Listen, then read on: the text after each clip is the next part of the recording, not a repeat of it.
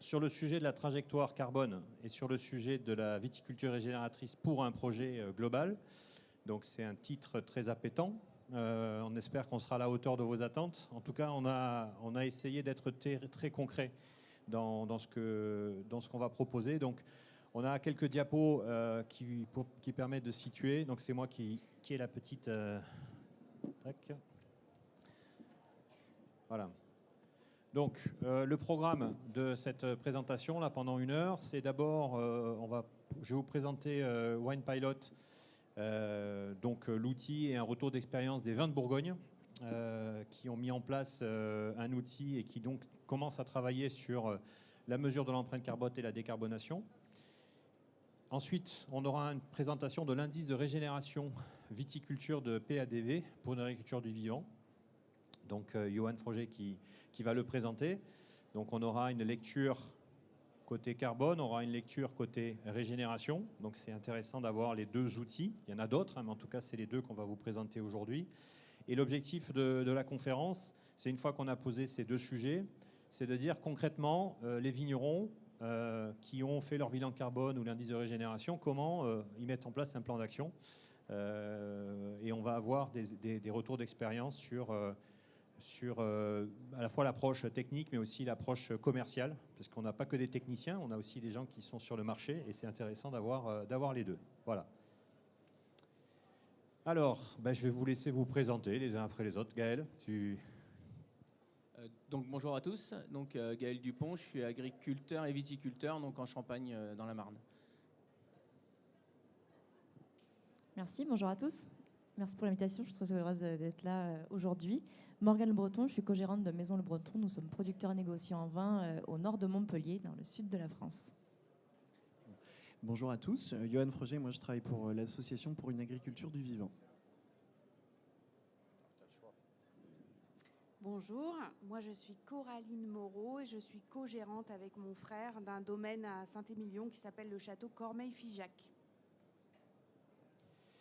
Et donc moi je suis Frédéric Voll, ingénieur agronome, cofondateur de Wine Pilot, 3 hectares de vignes dans le Gard, permaculteur amateur. Voilà. Alors ça peut faire sourire, mais j'ai comment dire. Moi, ça fait 25 ans que je travaille dans la filière viticole. Les Wine Paris, des Vinexpo, j'en ai fait beaucoup dans mon ancienne vie, sur des sujets un peu différents. Et cette question de la décarbonation, mais de la régénération, c'est des sujets qui me tiennent particulièrement à cœur. Hein. Gaël le sait, Morgane aussi, je suis très actif sur le sujet parce que je pense qu'on ne prend pas la mesure de l'importance de ces sujets-là et qu'on a besoin d'avancer vite sur ces questions-là. Voilà, donc ça, c'est mon côté un peu militant, mais je voulais vous le partager. Alors, du coup, on va démarrer, c'est moi, hop, sur moi, j'ai pas encore pris le réflexe. Donc, je vais commencer par vous présenter, il faut bien commencer par quelque part. Quand on est sur des questions d'empreinte environnementale, il se trouve que le carbone est un sujet que vous connaissez tous. Il existe des unités de mesure, il existe des référentiels. Et donc, on a commencé à travailler sur ça avec Wine Pilot. Voilà, donc la société Wine Pilot, en fait, c'est la petite sœur de Food Pilot. Donc c'est une start-up que j'ai cofondée avec Virginie ici présente, Thierry Laval et Didier Lévaux. On est 4. Il y a derrière nous pas mal d'années d'expérience dans la food, sur les logos que vous pouvez voir. L'entreprise a été créée en 2022. On vient de boucler notre première levée de fonds. Et on est lauréat d'un certain nombre de démarches et de concours BPI sur notamment toute l'approche autour des systèmes semi-spécifiques, c'est-à-dire aller chercher 80% de l'empreinte environnementale pour faire progresser le plus grand nombre d'entreprises. Alors, Wine Pilot, c'est une plateforme digitale qui permet en fait de piloter 100% de la transformation. Donc on parle de carbone, mais on va parler aussi de progrès environnemental, de coût environnemental et également de RSE. Donc, comme toute plateforme, elle a comme différentes fonctions de collecter des données. Donc on collecte des données dans les systèmes existants, donc on est connecté au Farm Management System quand ils existent. On est en train de travailler sur la connexion à la comptabilité pour pouvoir faciliter l'accès aux données. Ensuite, après avoir collecté, on mesure et on a un partenariat avec Adelph et Citeo sur la question des emballages. qui est un poste important dans la filière viticole.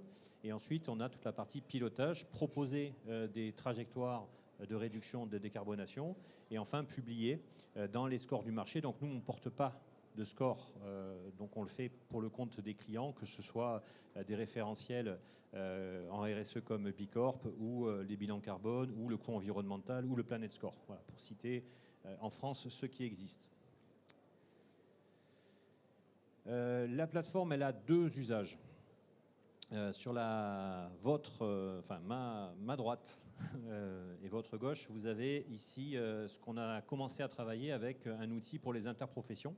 La Bourgogne, notamment, enfin, la Bourgogne, point. On a commencé en fait à mettre en œuvre ce projet. La Bourgogne a fait son bilan carbone, 380 000 tonnes, et elle a mis en place un plan d'action, voilà, avec 35 actions. Et l'objectif, c'était de pouvoir mettre dans les mains des vignerons un outil pour qu'ils puissent mesurer leur empreinte carbone et pouvoir finalement agir sur les différents leviers qui auraient été proposés. Donc on a développé cet outil. Le Sud-Ouest là également est en train de le tester. Donc, et la Bourgogne a fini de le tester et cette année il va y avoir l'année du déploiement. Il y aura un communiqué de presse, enfin un point de presse demain. Ça c'est la version Interpro. Donc on discute avec Champagne, on discute avec Bordeaux, on discute avec l'ensemble des interprofessions. Et on a une version qui s'adresse en fait aux entreprises. Puisque la version interprofessionnelle, c'est une version simplifiée. La version entreprise, elle va beaucoup plus loin, puisque là, elle va se connecter sur les systèmes d'information et elle peut aller, vous avez un petit logo, la GS1 et QR code, on est en capacité de pouvoir publier les scores et de pouvoir les mettre à disposition dans des outils, des plateformes qui peuvent être lus par des QR codes augmentés dans un futur très proche. Voilà. Donc la page de promo est bientôt finie pour Wine Pilot, mais c'est important que vous sachiez ce qu'on fait. Alors, je n'ai pas la possibilité de vous faire une démonstration, parce qu'on n'a pas les moyens techniques de le faire. Donc j'ai mis quelques copies d'écran. Je vous inviterai à venir sur notre stand si vous voulez voir dans le détail. En fait, une plateforme, on a beaucoup travaillé sur l'ergonomie, donc ça ne se voit pas là parce que c'est des copies d'écran, mais l'idée c'est de rentrer, de dire, voilà, je suis vigneron à Chablis, vigneron vinificateur, et puis vous voyez ici quelques copies d'écran où on va, à travers 38 questions, sur lesquelles le viticulteur saisit, on va pouvoir mesurer et renvoyer finalement à chaque fois la donnée qui correspond aux émissions des différents postes. Donc une fois qu'on a 14 tonnes de CO2 par hectare et qu'on a un objectif, la plateforme vous amène dans un environnement où là on est sur des propositions d'action. Ok, j'ai mes temps, quels sont les postes sur lesquels je peux réduire? Et donc là vous avez un espace de simulation, notamment sur l'emballage, où la réduction de 450 à 400, elle permet en fait d'économiser et de faire la moitié du chemin vers les objectifs de réduction. Donc l'objectif en fait, c'est pas un système expert. Ceux qui dans la salle ont fait des bilans carbone ont des abacs beaucoup plus détaillés. L'idée c'est de s'adresser au plus grand nombre avec déjà d'adresser les enjeux les plus importants et les leviers les plus importants. D'où les simulations qui sont ici. Et donc, vous avez aussi le volet sur le stockage du carbone. Je pense qu'on va en parler avec les pratiques, notamment sur les haies et les couverts végétaux. Et puis, vous avez un tableau de bord qui permet, en fait, pour l'entreprise de dire, voilà, j'étais à 14 tonnes de CO2 par hectare, super. Mon Interpro, ils sont gentils, ils me disent de réduire par 3. Si je réduis le poids de mes bouteilles, je passe de 14 à 9. Bon, voilà. Il faut être conscient que la boîte à outils miracle n'existe pas et que l'idée, c'est de mettre des choses relativement simples, accessibles, avec une robustesse scientifique. Il y a une directrice scientifique qui est là, je lui dis coucou, mais parce qu'on est très challengé sur les abacs, etc. Mais le pouvoir, c'est d'engager le mouvement de cette transition. Et puis la dernière diapo, c'est vue du côté d'une Interpro, la Bourgogne, qui a 380 000 tonnes. Voilà, elle a les outils pour pouvoir piloter sa trajectoire de décarbonation. Voilà ce que je voulais vous dire. Voilà, ça c'est la version entreprise. Donc je vous en ai parlé, là vous avez une copie d'écran. Donc ce sont des données qui sont fausses, mais c'est la configuration sur laquelle on travaille avec Gérard Bertrand. Donc vous avez les piliers RSE qui sont indiqués avec des indicateurs sur les émissions de CO2, la partie stockage du carbone. Et sur votre droite, vous avez la trajectoire de réduction avec le petit flag SBTI, pour pouvoir en fait valider les données et être SBTI compatible. Voilà tout ce qu'on fait. Donc on fait plein de choses. Maintenant, ça ne suffit pas. Voilà. Donc, une fois qu'on a fait ça en Bourgogne, quand j'en parle avec Gaël, il me dit ouais c'est bien ton truc, mais il y a ça, il y a autre chose. Quand j'en parle à Morgane, on parle de RSE. Et en fait, on se rend compte que quand on a fait tout ça avec cet outil ou un autre, ben, on a fait un bout du chemin, mais il y a encore pas mal de choses à faire. Et ça ne veut pas dire que c'est infaisable. Il y a juste du bon sens à mettre en place. Donc, voilà, après la roadmap de déploiement, pardon, il me restait une diapo pour parler de la CSRD. Voilà, donc on va mettre... voilà. Maintenant, comme on est... L'objectif de la matinée, là, ici sur la WineTech, c'est de parler de décarbonation ou de stockage du carbone, mais on parle aussi de régénération. Alors, la régénération, je vais passer la main à Johan, qui nous présente, voilà, Quesaco, voilà, c'est quoi la viticulture régénératrice, et puis que tu nous dises un peu, que tu nous expliques un peu l'état de l'art de l'agriculture régénératrice, et que tu puisses, dans ce contexte, parler de l'indice de régénération de PADV. Ça marche, merci Frédéric. Je vais te prendre voilà, la petite zapette. Donc, Johan Froger, je travaille pour l'association pour une agriculture du vivant en tant que responsable de développement. L'idée, c'est que je vous présente à la fois ce que fait cette association dans l'agroécologie ou l'agriculture régénérative, et puis je vais vous donner peut-être en préambule une petite définition qu'on partage au sein de l'association de l'agroécologie, puisqu'on voit beaucoup de terminologie en ce moment, et il y a un peu une bataille sur les mots. Dans l'association, on partage une définition assez agronomique du terme.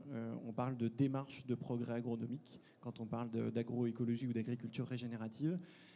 Et ça veut dire quoi derrière? Ça veut dire essayer, en fait, c'est une agriculture qui part d'une meilleure compréhension du vivant à l'échelle d'un agrosystème. Donc ça veut dire quoi? Le sol, la plante et le paysage, et les interdépendances entre ces trois niveaux-là. Et c'est réussir finalement, par l'évolution des pratiques agricoles, à faire avec le vivant ce que l'agriculture a réussi à faire pendant 60-70 ans avec les intrants chimiques. Mais c'est important dans le cadre d'une démarche de progrès, et pas dans le cadre d'un cahier des charges qui viendrait dire de manière dogmatique fais plus ci ou fais plus ça. Donc, alors, oui, je vais peut-être passer les slides parce que voilà. L'association, sa mission, une fois qu'on a posé la définition, c'est de structurer des filières agroécologiques. Voilà. Et pour ça, on a développé des outils notamment agronomiques qui s'appellent l'indice de régénération, et puis une méthode, une démarche collaborative, parce que qui dit changement de pratique dans les fermes, qu'on soit en viticulture, en grande culture ou en élevage, dit nécessité que l'écosystème agricole tout autour de la ferme bouge avec. On ne change pas les pratiques des agriculteurs si rien ne change à côté dans l'écosystème. Donc c'est une démarche de collaboration qui réunit l'ensemble des acteurs présents sur la chaîne de valeur. Vous avez des agriculteurs qui adhèrent directement, vous avez des coopératives, des négoces, et puis aussi des industriels de première transformation, deuxième transformation, et puis des distributeurs. Et voilà. Et l'idée, avec ces membres-là, c'est de les accompagner dans la structuration de filières en agriculture régénérative ou en agroécologie. Un dernier petit mot sur l'agroécologie. Pourquoi on en entend beaucoup parler récemment et en quoi ça s'inscrit en complémentarité des démarches, on va dire, bas carbone. Alors, une chose qui est très intéressante avec l'agroécologie, c'est qu'elle va jouer à la fois sur l'atténuation du réchauffement climatique, en maximisant par exemple les services rendus par la photosynthèse via les couverts végétaux, à pouvoir stocker du carbone dans les sols. Et puis elle intervient aussi, de même par la structuration des sols, elle intervient aussi par exemple dans une meilleure infiltration, meilleur stockage de l'eau, et donc dans une meilleure adaptation des agroécosystèmes aux aléas climatiques. Et ça c'est intéressant, notamment particulièrement intéressant pour la viticulture, pour le sujet d'aujourd'hui. Donc elle arrive à faire, entre guillemets, à adresser l'ensemble des défis écologiques. Et c'est aussi pour ça, aujourd'hui, qu'elle est beaucoup citée dans les réunions de filière, etc. Alors, il faut passer de la définition à la mesure. C'était absolument nécessaire. C'est le premier travail qu'a mené l'association, qui est né en 2018. Et donc pour ça, on a créé cet outil qu'on appelle l'indice de régénération, qui est un outil agronomique et qui permet de confronter en fait ces pratiques agroécologiques, minimisation du travail du sol, couverts végétaux, réimplantation des arbres, etc., à des données et des indicateurs, des paramètres objectivables, donc scientifiques. Donc on a travaillé à la fois avec des agriculteurs pionniers et à la fois avec un comité scientifique. Ça a donné un indice qui est une note sur 100 et qui permet déjà de positionner le niveau agroécologique d'une ferme. On parle bien d'une ferme. Niveau agroécologique d'une ferme. Et surtout, ce qui est plus intéressant, c'est que ça permet d'identifier des axes de progrès agronomique que l'agriculteur peut piloter, peut mettre en place avec son technicien. Et c'est dans cette relation dans laquelle nous on a foi. On ne va pas directement faire des indices de régénération dans l'assaut. On va former des techniciens de coopératives pour assurer aussi une montée en compétence des acteurs de la chaîne de valeur et puis que le travail se fasse en direct avec leurs agriculteurs, avec les agriculteurs qu'ils accompagnent. Donc c'est un panel d'indicateurs, vous retrouvez 12 indicateurs au total. Ils vont reprendre un peu la trame que je vous expliquais tout à l'heure, c'est-à-dire il y a des indicateurs qui vont couvrir le sol. C'est les deux phases en marron, les deux tableaux marrons que vous voyez. Donc on va avoir intensité du travail et couverture du sol et puis le cycle de carbone et de l'azote. Ça prend à peu près, si je ne me trompe pas, 60 points.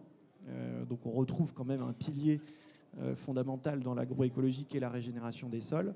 Et puis le deuxième pilier qui est fondamental, c'est la diversité de l'écosystème, des paysages autour. Et donc on va avoir une partie sur la plante au travers de la gestion phytosanitaire et une partie paysage en dernier sur l'axe biodiversité agroforesterie.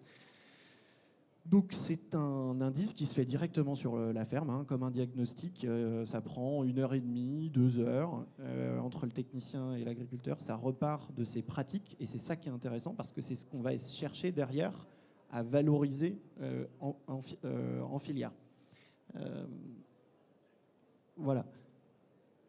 Souvent, on a la question, donc je mets souvent la diapositive, en quoi c'est différent de la bio, en quoi c'est différent de la HVE.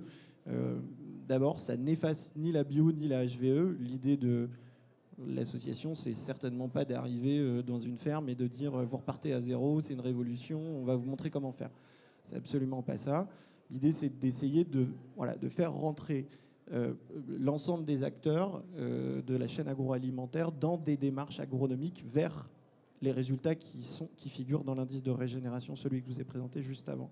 Et donc, c'est une démarche agronomique qui s'applique à tous, en fait. Typiquement, l'intégration de dimensions sur le sol, le travail du sol, ne sont pas aujourd'hui inclus dans le cahier des charges bio, qui va plutôt se focaliser sur la gestion phytosanitaire. Sur le HVE, en viticulture, c'est un petit peu différent parce qu'il y a quelques items sur la couverture du sol, mais très peu de choses sur la réduction du travail du sol ou sur l'amendement organique, etc. Donc ça permet d'aller un cran plus loin vers ces résultats. Les résultats, c'est le carbone, donc le climat. Les résultats, c'est l'eau, l'infiltration de l'eau. Les résultats, c'est aussi production de biodiversité. Et ce que vous voyez dans le graphique derrière moi, c'est le nuage de points de plusieurs indices de régénération qui ont été effectués en grande culture, sur des systèmes grande culture et pas viticulture. Et on les a classés derrière par si l'agriculteur était en bio ou en HVE. Et vous voyez que les écarts sont pas si significatif que ça. Il faut regarder la barre moyenne où vous êtes par exemple sur le HVE, vous êtes à peu près à 50. Organique, vous allez être à peu près à 60 sur 100. Et puis ceux qui sont sans certification, vous allez être à peu près au même niveau que les HVE.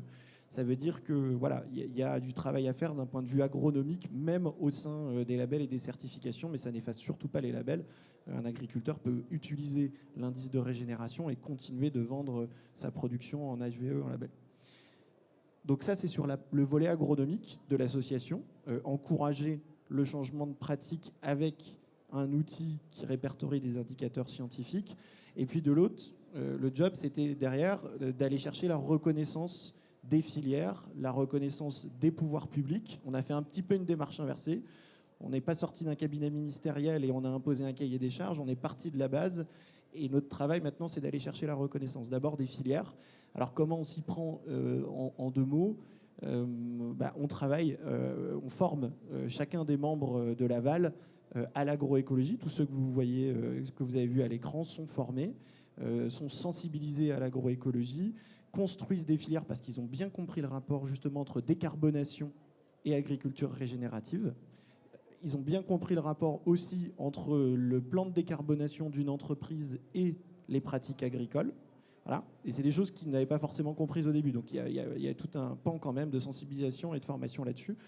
Et puis ensuite, on leur offre des voies de valorisation aussi. On a par exemple notre indicateur qui est directement corrélé, l'indice de régénération, au Planet Score, à l'affichage environnemental. C'est une forme aussi de valoriser le travail des agriculteurs et le changement de leurs pratiques auprès directement du consommateur.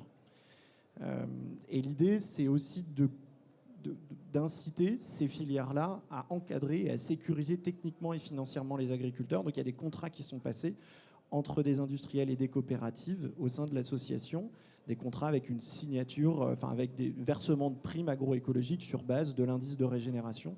Plus vous progressez, plus je m'engage à verser une prime, etc. pour valoriser ces efforts et puis aussi partager, sécuriser le partage du risque.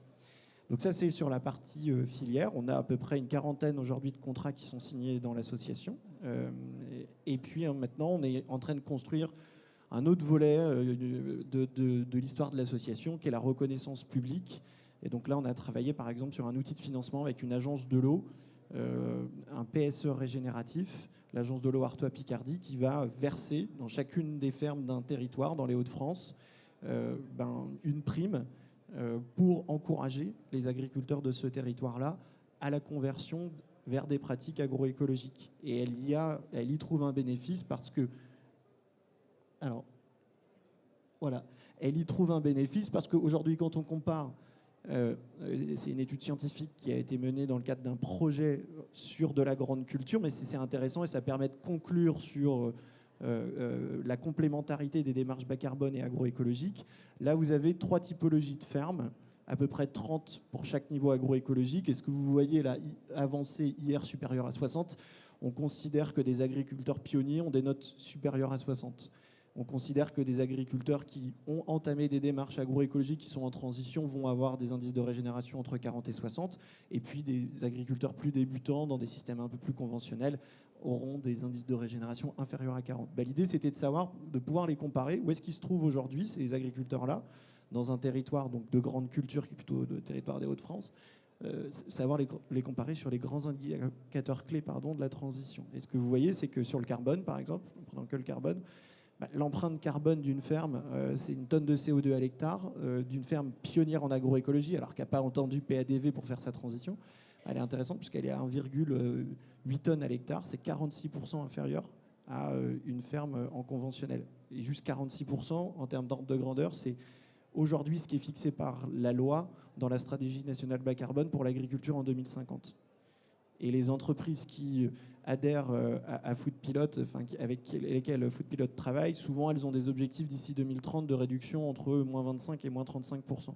Donc on est sur des ordres de grandeur qui sont intéressants. Donc ça valide empiriquement le fait que l'agroécologie adresse transversalement, je ne vais pas vous faire tout le tableau, mais adresse transversalement l'ensemble des enjeux clés de la transition, tout en respectant aussi les équilibres économiques des exploitations et la rentabilité des exploitations, parce que c'est un facteur extrêmement important. C'est pour ça que c'est une démarche de progrès et pas un cahier des charges.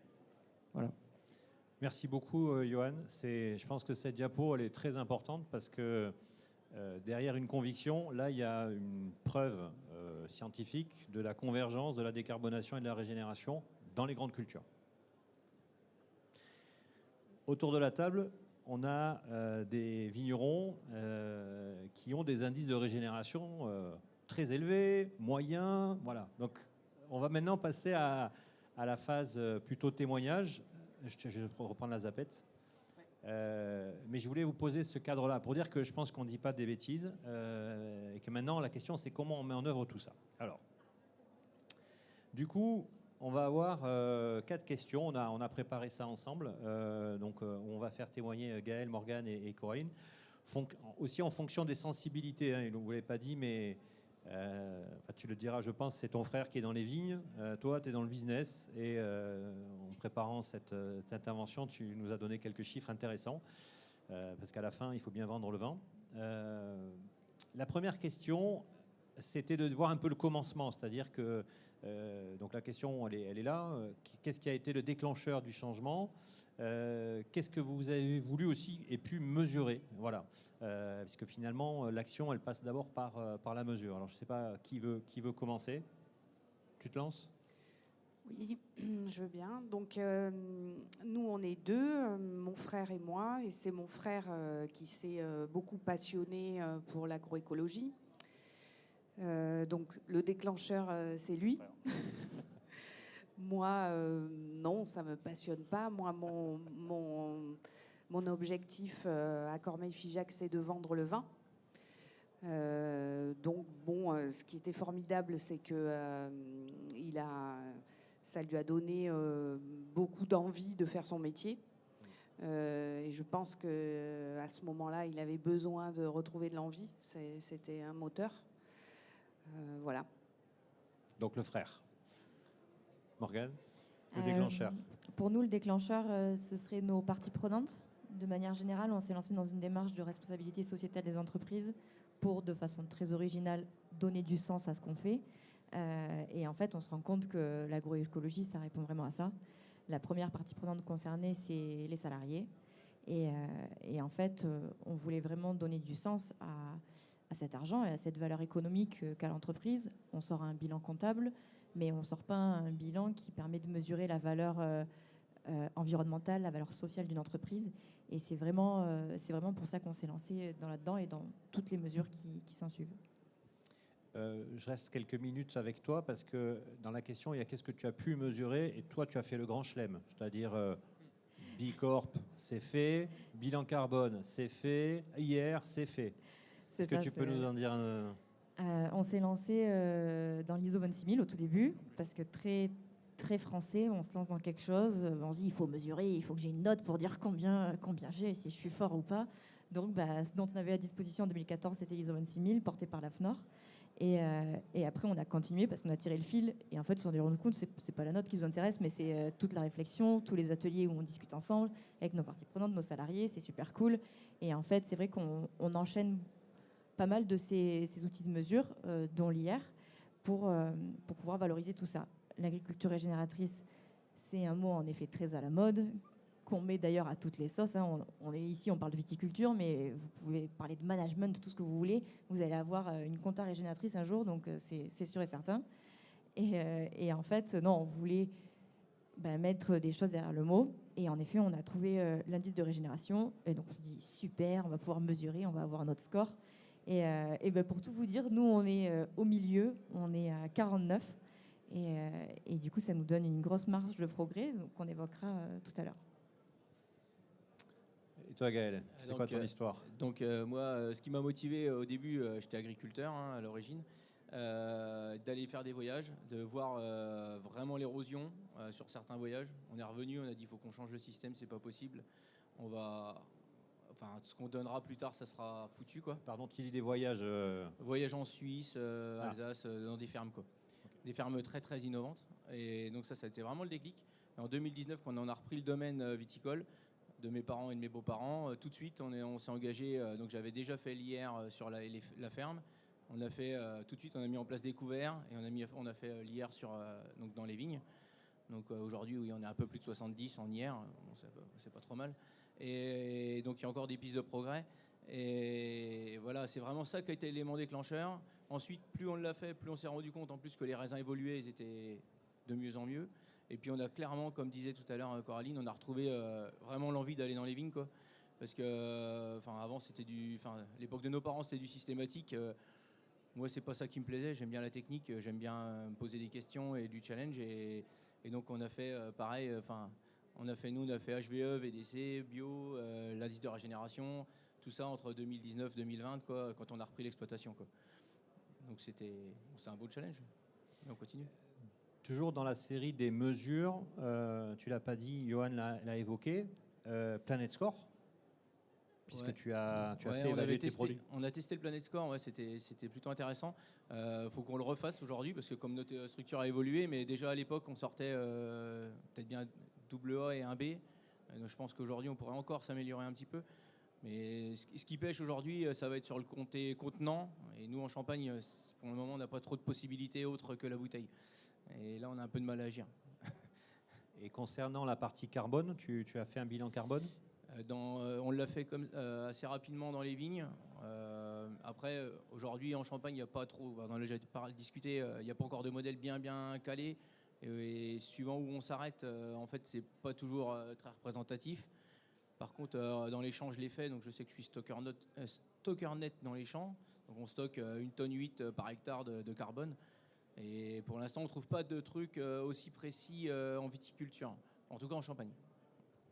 Est-ce que c'est intéressant dans ton témoignage de voir la grande culture, parce qu'on a vu tout à l'heure une diapo sur les grandes cultures et le rapport entre l'indice de régénération. Et c'est vrai que sur la filière viticole, il y a encore tout à faire. D'ailleurs, c'est pour ça aussi qu'on est un peu là, hein, c'est pour lancer un mouvement de comparaison.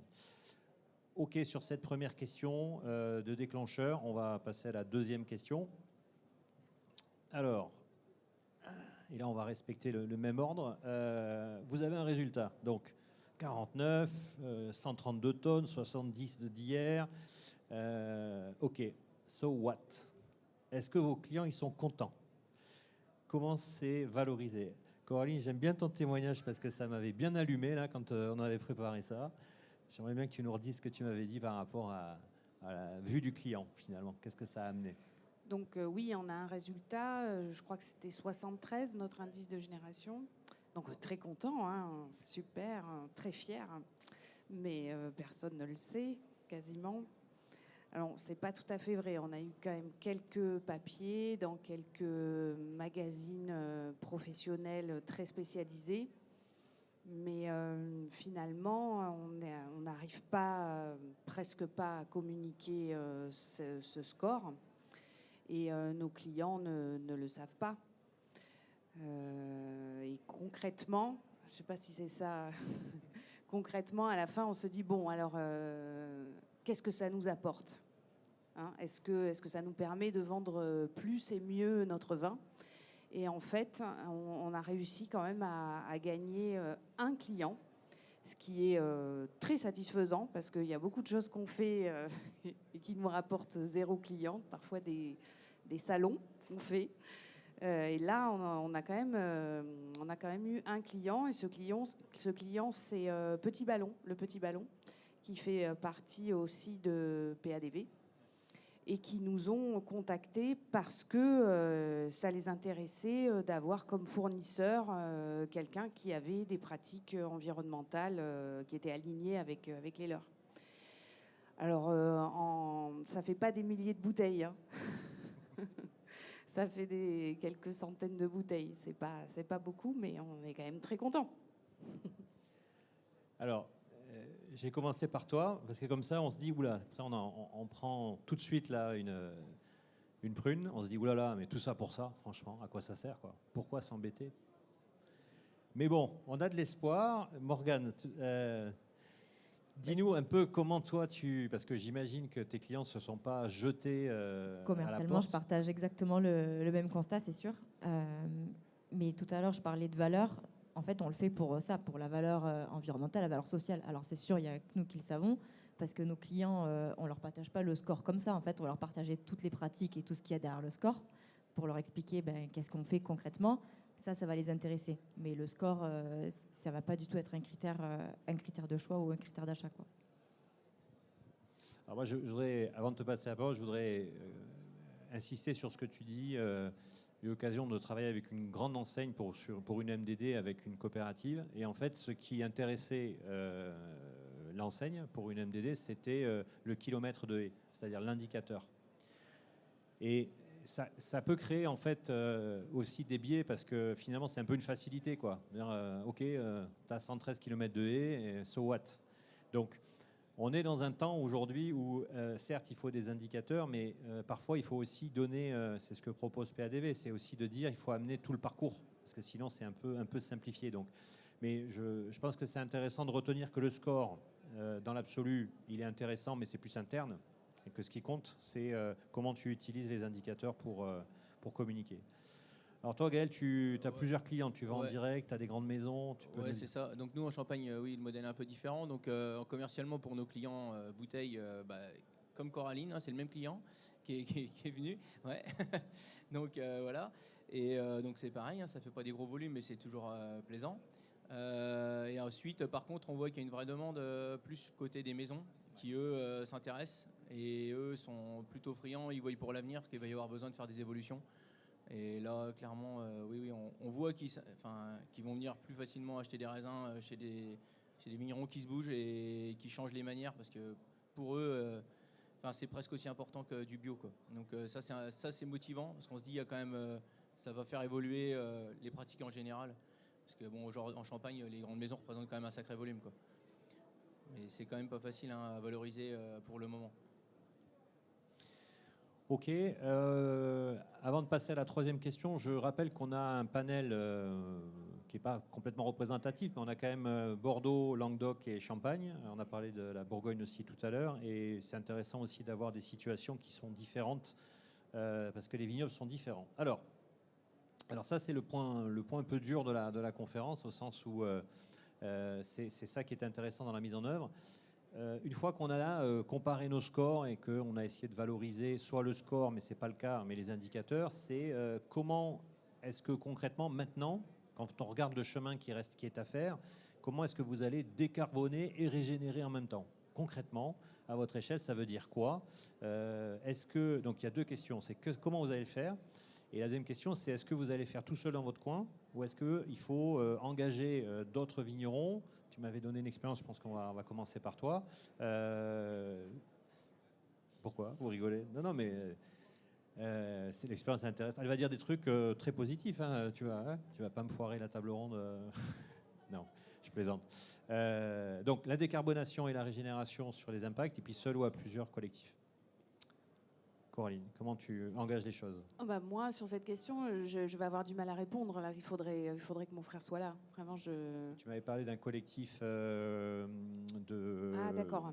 Sur la mise en marché qui pourrait être intéressé, c'était oui, ça? En fait, l'idée, je m'étais dit que pour qu'on soit davantage visible, peut-être l'idée, ça serait de se mettre à plusieurs, donc à plusieurs vignerons, vigneronnes de France, et ensemble de proposer une gamme de vins aux acheteurs. Voilà, ça me paraît être une piste pour être plus visible, plus fort, quoi, à plusieurs. Donc l'idée là, effectivement, c'est de dire, n'attendons pas que le client demande, peut-être qu'il faut proposer. C'est peut-être un problème d'offre, finalement, de structuration d'offres. C'est une initiative qui est intéressante. Johan, je voudrais que tu dises un mot, s'il te plaît, sur le club Viti de PADV. C'est quoi? Qu'est-ce qu'on y fait, et le lien avec la question qui est posée? Alors, c'est une initiative qui a été portée il y a quelques années, justement dans le but de fédérer un petit peu les acteurs vignerons, et puis quelques acteurs aussi motivés pour partager entre pairs. Et tout à fait ce que tu évoquais, savoir comment on fait remonter, comment on le fait savoir, et comment tout ça se concrétise par une offre, et puis par une valorisation aussi économique, parce que c'est important. Et donc c'est une initiative qui aujourd'hui serait très pertinente pour reprendre ces discussions et essayer de structurer les choses en filière, pour, comme on a réussi à le faire dans d'autres filières, se réunir et j'allais dire construire des choses commercialement qui ont du sens et qui seront capables de donner un élan économique derrière ces bonnes pratiques, et de la visibilité aussi. Donc ça, c'est très important, et je pense que on a besoin, à travers ce club Viti, qui doit aujourd'hui, je pense, retrouver une seconde jeunesse, de faire converger à la fois les trajectoires bas carbone et les trajectoires agroécologiques. Vous l'avez compris, le carbone fait partie aussi de l'agroécologie, donc il n'y a pas de nécessité, c'est pas contradictoire. Au contraire, toutes les bonnes volontés sont là à prendre, et on travaille tous avec un même enjeu, c'est la durabilité de la vigne française, et se dire qu'il y aura encore de la vigne dans 30 ans, 40 ans, 50 ans, etc. Donc c'est un enjeu qui est suffisamment élevé, suffisamment fort pour mériter effectivement d'avoir des instances comme le club Viti. Donc le club Viti, pour y adhérer, il faut faire l'indice de régénération. Et ensuite, vous pouvez adhérer ou pas sur le club Viti. Un mot, il y a eu 3 réunions effectivement l'année dernière. Et Pernod Ricard et LVMH étaient présents. Je le dis parce que tu as dit un mot, et c'est intéressant aussi d'échanger avec les maisons. Voilà pour le club Viti. Morgane, alors du coup, toi, décarbonation, régénération, comment tu fais ça?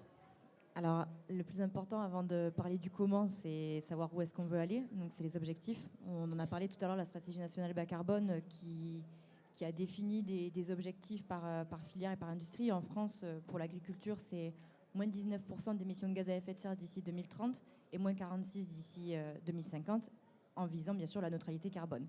Parce que c'est bien beau de réduire. Il y a aussi le stockage, on en a parlé également. Et en effet, on joue sur plein de volets différents. Et donc l'idée d'avoir une démarche globale nous permet d'essayer de voir un peu plus clair dans tout ça, ou des outils comme OnePilot, ou un exemple que je donne toujours, on est passé en engrais 100% organique. Donc on est très content, c'est très bien pour justement tout ce qui est indice de régénération, etc. Et en fait, la même année, on s'était dit qu'on allait diminuer nos consommations de gasoil. Et en fait, pour aller chercher dans les centres équestres voisins, on a sorti beaucoup plus le tracteur et la benne. Et du coup, nos consommations, elles ont augmenté. Alors bien sûr, dans le bilan carbone, utiliser des engrais organiques, ça a fait diminuer nettement l'empreinte carbone que si on avait choisi une autre option. Mais néanmoins, on s'était fixé des objectifs et on s'est dit, punaise mince, en voulant améliorer l'objectif d'ici, j'ai merdé l'autre objectif, on n'a pas atteint. Donc en fait, c'est ça, on joue avec des leviers constamment. Mais il y a un levier par contre où on est sûr de toujours gagner tout le temps, et ça rejoint un peu le Club Viti, c'est la sensibilisation. Ça, vous pouvez faire toutes les fresques du climat, les ateliers d'automne, tout ce que vous voulez. La sensibilisation, c'est ce qui vous fera gagner toujours le plus de points. Et nous, on a un gros travail avec notre comité des parties prenantes pour essayer de construire avec eux ce dont ils ont besoin et qu'est-ce qu'ils attendent de nous. Et je pense que là où on avance le plus vite et le plus loin, c'est d'être un terrain de jeu et de faire des tests dans les vignes avec nos chercheurs, avec nos écoles, pour qu'ils puissent venir faire des tests en taille réelle. En même temps, nous, on y gagne un peu parce qu'on apprend au fil de leurs recherches. Et en même temps, on fait avancer les recherches pour pouvoir faire partager à tout le reste de l'équipe.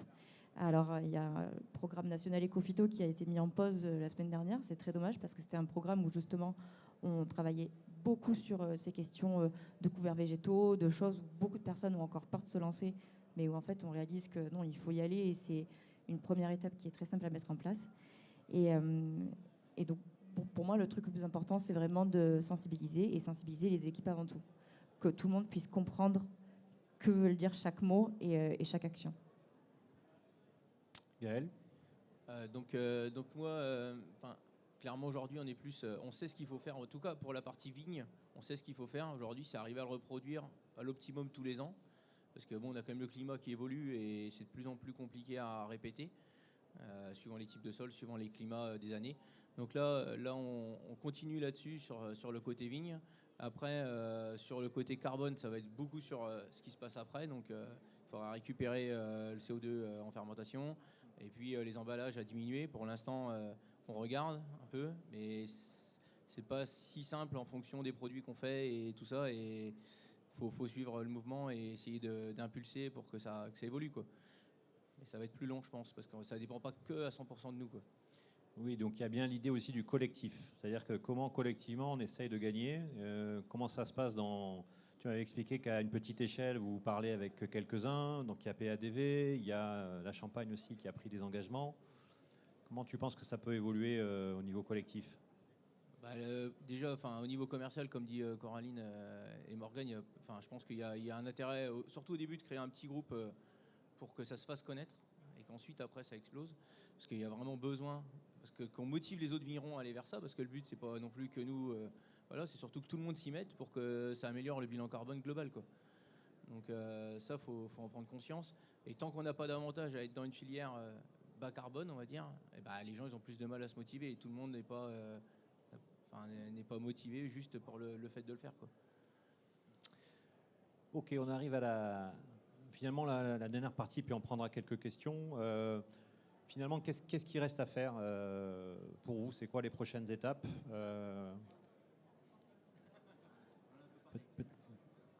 Tu veux dire un mot sur les prochaines étapes ? Peut-être dire qu'est-ce qu'on donne comme suite à ces... Je me jette à l'eau. cette... Non, mais peut-être donner un premier rendez-vous, en tout cas pour ceux qui seraient intéressés pour rejoindre dans l'Assemblée le Club Viti. C'est absolument ouvert à tout le monde. Donc vous pouvez venir nous voir. Il y a le stand de PADV et aussi au stand de Food Pilot qui se trouve juste à droite. Où vous venez Wine nous Pilot. voir. On est sur Wine Pilot. Alors c'est Wine Pilot, c'est Voilà. vrai. C'est circonstancié. Et donc vous pouvez nous voir à la fin de venir nous voir à la fin de la conférence pour qu'on initie les échanges là-dessus et la structuration des échanges. Voilà. Morgane, c'est quoi tes prochaines étapes là? Quand on en a discuté, j'ai dit que j'avais besoin d'un peu plus de lisibilité. C'est bien, aujourd'hui, on a éclairci beaucoup de mots, donc je pense que c'est super important. Mais c'est vrai que pour le consommateur ou même pour le reste des citoyens, c'est très difficile. On a parlé de bilan carbone, mais on a parlé aujourd'hui beaucoup d'émissions. Le bilan, comme son nom l'indique, c'est un bilan, donc ça veut dire qu'il faut considérer le stockage aussi. Nous, aujourd'hui, on n'est pas en mesure de mesurer justement le stockage, c'est ce qu'on se disait. Mesurer les émissions, ben, on choisit un cadre. En l'occurrence, nous, on a choisi un cadre qui ne prenait pas en compte de compter les piquets de vigne, mais il y a des bilans carbone de domaines viticoles qui prennent en compte de compter les piquets dans la vigne. Nous, on ne l'a pas fait. Donc, en fait, déjà, rien que là, je suis sûre que je n'arriverai pas à me comparer avec quelqu'un d'autre parce que, en fait, le cadre est différent. En ce qui concerne l'IR, on a eu 49. Alors, moi, je ne savais pas si c'était bien, si c'était pas bien. Le chef de culture, il m'a dit, je suis un peu déçu parce que je m'attendais à ce qu'on ait plus parce qu'on fait quand même beaucoup de choses. Et je dis, en effet, est-ce qu'on fait pour faire ou est-ce qu'on fait pour avoir vraiment des résultats ? Pourquoi, où est-ce qu'on doit se faire challenger du coup? Et là, il m'a dit, peut-être qu'en fait, j'ai pas été très ambitieux et j'ai un peu sous-estimé certaines valeurs. Je dis, ok, super, en fait, on a plombé la mesure. Qu'est-ce que ça veut dire justement? Ça manque, en fait, voilà, ces cadres. On a beaucoup de cadres, on a beaucoup d'outils, d'indicateurs, mais c'est très difficile de se comparer et de savoir vraiment qu'est-ce que ça vaut. Donc moi, mon vœu, c'est un peu plus de lisibilité. Donc du coup, plus d'actions concrètes. Gaël, en préparant, tu nous avais dit Wine Paris. On a ici des acheteurs du monde entier. Le monde nous écoute. Gaël, le monde t'écoute. Donc la viticulture régénératrice, c'est à Wine Paris 2025, 2026. Qu'est-ce que ça serait bien. Ça serait intéressant qu'on fasse pourquoi pas un stand tous ensemble pour pouvoir en parler, même avec PADV et ainsi de suite, avec les bilans carbone de chacun et tout. Je pense que ça pourrait être sympa et impactant. Ça peut être une piste intéressante. On a le RSE à travailler. Morgane est à fond dedans, donc elle peut nous aider. Non, c'est intéressant. Ok. C'est bon? Ok, on va prendre quelques questions dans la salle. Il nous reste 5 minutes, 5-10 minutes. Est-ce que vous... Ok. Pas de questions? Si. Attendez, je vais vous amener.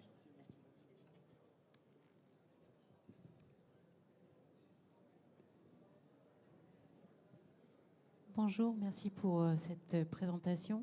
Alors j'aurais juste une question sur les bilans carbone et sur les facteurs d'émission.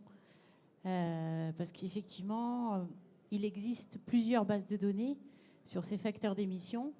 Et comment vous pouvez comparer différents bilans, comme vous le disiez, Morgane, à l'échelle d'une exploitation ou d'un domaine, avec ces différents facteurs d'émission, ces différentes bases de données.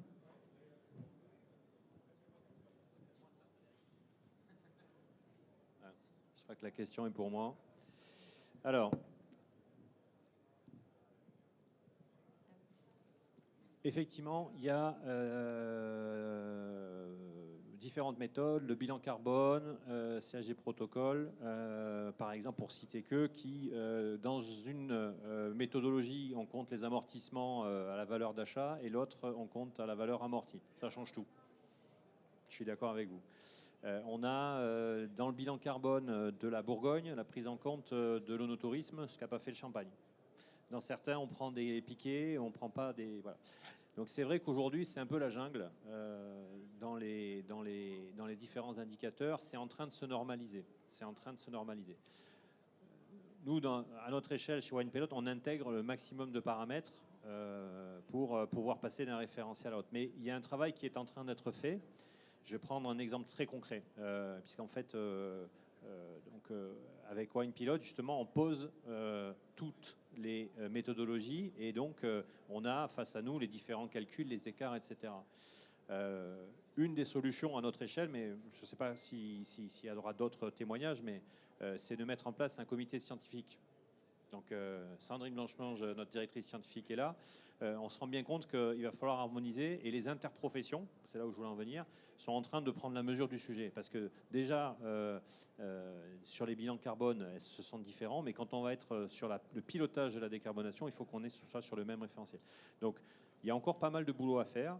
Les interpros, elles se sont équipées aussi en termes de compétences pour pouvoir bien, parce que là on est sur des sujets quand même assez pointus et techniques, pour pouvoir ensuite faire des choix, documenter ces choix, pour pouvoir en fait faire progresser. Donc oui, effectivement, à date, on est encore dans des coexistences de différents référentiels. Enfin, les différents sont normés.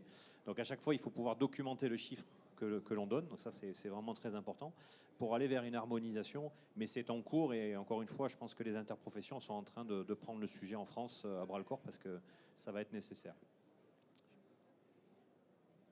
Non, je pense que... Est-ce qu'il y a une autre question dans la salle sur la régénération, la décarbonation? Oui.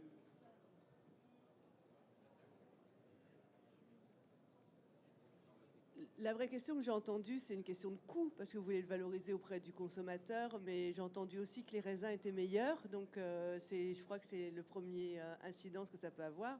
Mais quel est vraiment le surcoût que ça vous impose? Parce que faut-il vraiment le valoriser auprès du consommateur? C'est peut-être un peu tôt, tant que tout le monde n'y est pas allé. Ça peut peut-être vous donner du coup des coûts additionnels d'émergence qui vous rapporteront pas un ROI suffisant. Donc est-ce que vous avez identifié le surcoût réel que ça vous apporte? Ce qui coûte surtout, je pense que c'est la transition, parce qu'en fait on change de système. Et donc, comme tout système qui change, il faut évoluer, il faut le matériel, il faut se former, et tout ça, ça a un coût quand même. Une fois que tout va bien fonctionner et tout, peut-être qu'effectivement, et qu'on aura trouvé la bonne technique, parce que aujourd'hui, le problème, c'est qu'on est plus pionnier qu'autre chose. Et dans le domaine du pionnier, des fois, on fait 3 essais avant de réussir. Et les essais, ça coûte en fait. Et c'est surtout ça. Après, je pense qu'en culture, une fois qu'on aura bien maîtrisé le système, oui, ça coûtera peut-être un peu plus cher, mais on le fait surtout parce que ça nous plaît déjà. Mais c'est vrai que nous, notre but aussi, c'est aussi de faire des bons produits. Donc si on sait que les bons produits sains et bons, c'est motivant aussi. Et derrière, il faut trouver le client qui corresponde. Il y a une éthique, il y a tout, quoi. C'est pas que le produit, il y a aussi ce qui va avec, quoi. Je pense que ça va venir petit à petit. Vas-y, sur les tubes. C'est ça, en fait, on parle d'une démarche qualité au sens protocole, procédure, et en effet, ça peut avoir un impact sur le coût du produit à la fin, mais quand il est justifié et qu'on peut expliquer d'où ça vient, je pense que les clients, ils peuvent rester justement pour ces raisons-là. Après, quand on parle de tous ces indicateurs, de toutes ces mesures, en effet, ça a un coût également. Donc là, c'est à voir, est-ce qu'on veut s'engager ou pas dans ces procédures, dans ces protocoles? Est-ce que c'est quelque chose qui nous intéresse? Et aussi aller chercher, mine de rien, les subventions. On est beaucoup aidé, et c'est des sujets justement sur lesquels on peut avoir des subventions, où on peut être accompagné, que ce soit au niveau local. On parlait du PSE tout à l'heure, qui est le paiement pour services environnementaux. Alors moi, je veux bien que vous veniez voir notre collectivité, parce qu'on a pu en bénéficier pour la biodiversité. Donc là, je pense que ça peut être très intéressant, que ce soit au niveau collectivité, départemental, régional, français, même européen. C'est vraiment des sujets sur lesquels on peut être accompagné.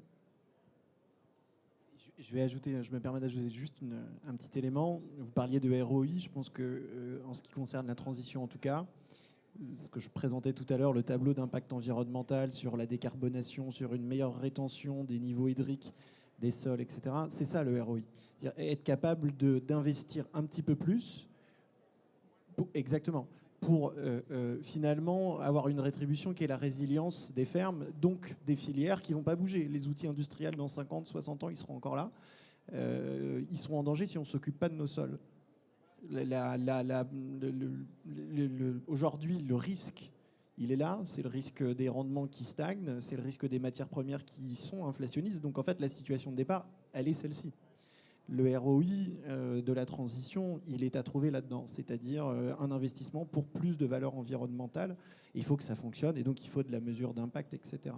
Et ensuite, le modèle économique, mais on y viendra, et ce sera les discussions du Club Viti, le modèle économique sera effectivement à trouver, puisque dans le déploiement, il faudra partager ce risque-là entre les acteurs, et il y a des synergies aussi à faire S'il y a plus d'acteurs, s'il y a du collectif, il y a des synergies. Pernod Ricard, demain, s'ils travaillent avec un tel, ils vont payer des coûts mutualisés. Il y a plein de synergies, notamment dans le déploiement opérationnel des projets de transition, et on le voit très bien en grande culture. Et puis, le dernier élément, c'est la participation aussi du financement public, à travers les PSE des agences de l'eau, à travers la nouvelle PAC, etc., pour faire en sorte que cette transition et ces pratiques-là émergent et rentrent dans les filières. Ok, mais il est 13h45, ce sera le mot de la fin. Merci beaucoup à la table ronde de vous être mobilisés, et on pourra en discuter dans le stand ou dans les allées. Merci beaucoup.